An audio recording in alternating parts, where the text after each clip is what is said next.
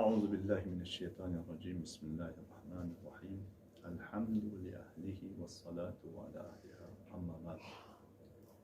محترم ناظرین و سامعین کرام، السلام علیکم ورحمۃ اللہ وبرکاتہ۔ عظمت اہل بیت کے حوالے سے کچھ مطالب بیان کرنے کا شرف حاصل کر رہا تھا۔ عظمت اہل بیت اس حد تک زیادہ ہے کہ مجھ جیسا ناچیز کامل حقیر کیا بیان کر سکتا ہوں۔ عظمت اہل بیت زہرائے مرضیہ سلام اللہ علیہا علی کی عظمت کے بارے میں فرماتے ہیں کہ جو بھی انسان سعادت مند ہونا چاہتے ہو تو علی کو، علی کی زندگی میں علی سے محبت کرے اور علی کے اس دنیا سے جانے کے بعد علی سے محبت کرے، یعنی سعادت مند کے خواہش مند افراد کے لیے۔ ادھر امیر المؤمنین اور پیغمبر گرامی اسلام زہرہ مرضیہ کی عظمت کو بیان کرتے ہوئے نظر آتے ہیں۔ ادھر امام زمانہ علیہ السلام بیان کرتے ہیں کہ پیغمبر کی وہ پاک بیٹی سیدہ نساء العالمین، سیدۃ نساء العالمین جو ہے مجھ امام زمانہ پر حجت ہے، یہ نظر آتے ہیں۔ کبھی حسنین کے بارے میں روایات پیغمبر کی زبان سے، سیدہ شباب اہل جنہ۔ قرآن کی آیتوں میں دیکھیں جہاں پر سورہ کوثر ہے، آیہ مودت ہے، اور اسی طرح سورہ حل عطا ہے۔ قرآن کی جس آیتوں کی طرف دیکھیں، پیغمبر کی جن روایتوں کی طرف دیکھیں، سیرت پیغمبر کی طرف دیکھیں، 40 دن مسلسل پیغمبر در زہرا پر سلام پیش کرتے ہیں، السلام علیکم یا اہل بیت النبوہ کہہ کر۔ یہ مقام جو ہے معمولی مقام نہیں ہے۔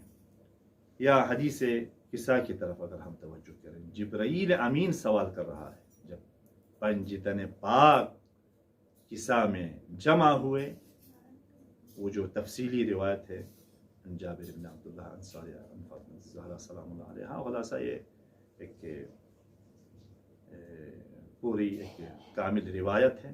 اس میں دیکھیں جب پنجتن پاک قصہ کے اندر جمع ہوئے تو جبرائیل امین سوال کر رہا ہے، یا ربی ومن تحت القصہ، اے پالنے والے، ایک مالک، اس قصہ کے اندر کون ہے، کون کون لوگ ہیں؟ تو ارشاد ہو رہا ہے فاطمہ و ابوہا و بعلہا و بنوہا۔ یہ کیا ہے؟ پنجتن پاک کی معرفی زہرائے مرضیہ سے وہی عظمت زہرا، عظمت علی، عظمت محمد و آل محمد، عظمت حسنین۔ لہذا جب یہ فقراء و مسکین و یتیم کے لیے کھانا کھلاتے ہیں تو آیت نازل ہوتی ہیں وَيُطْعِمُونَ الطَّعَامَ عَلَى حُبِّهِ مِسْكِينًا وَيَتِيمًا وَأَسِيرًا انما نطعمکم لوجہ اللہ۔ وجہ یہی ہے، خالص ہے، ان کا کام خدا کی رضا کے لیے، دکھاوا نہیں ہے۔ یہ آیت بھی بتلا رہی ہے، یہ آیت بھی بیان کر رہی ہے کہ اہل بیت عصمت و طہارت نے فقیر و مسکین و یتیم کو جو کھلایا ہے، دیا ہے، اپنے حصے سے یا خود بھوکا رہ کر جو ہے، خود بغیر کھانا کے اپنے کھانے کا حصہ جو ہے فقراء میں بھانٹ دیا ہے۔ تو یہاں پر جو ہے اہل بیت کسی کو خوش کرنے کے لیے، لوگوں سے داد حاصل کرنے کے لیے، واہ واہ حاصل کرنے کے لیے، لوگوں کی خوش آمد گوئی کے لیے نہیں، رب کی رضا کے لیے، رب کی رضا کے لیے، خدا کو راضی کرنے کے لیے۔ لہذا جب کوئی اس مقام پر فائز ہو، ان کا ہر کام رضائے پروردگار ہو،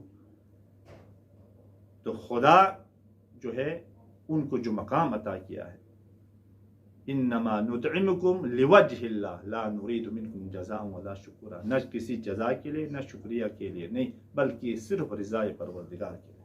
تو ان کو بھی خدا مقام عطا کرتا ہے۔ وہ مقام کیا ہے؟ ان اللہ یرضی لرضا فاطمہ، ان اللہ یغضب لغضب فاطمہ ویرضی لرضاها، یعنی خدا فاطمہ کی، پس ان اللہ یغضب لغضب فاطمہ ویرضی لرضاها، خدا فاطمہ کی رضا پہ راضی ہو جاتی ہے اور خدا فاطمہ کے غضب پہ غضبناک ہو جاتا ہے۔ خدا فاطمہ کی رضا پہ راضی ہو جاتا ہے اور فاطمہ کی ناراضگی پہ خدا بھی ناراض ہو جاتا ہے. تو یہ کیا ہے؟ خدا کو مد نظر قرار دینے کی وجہ سے. خدا کی بارگاہ میں دعا کرتے ہیں ہمیں صحیح معنی میں محمد و آل محمد کے دکھائے ہوئے راستے پر چلنے کی توفیق عنایت فرمائے. والسلام علیکم ورحمۃ اللہ وبرکاتہ. التماس دعا.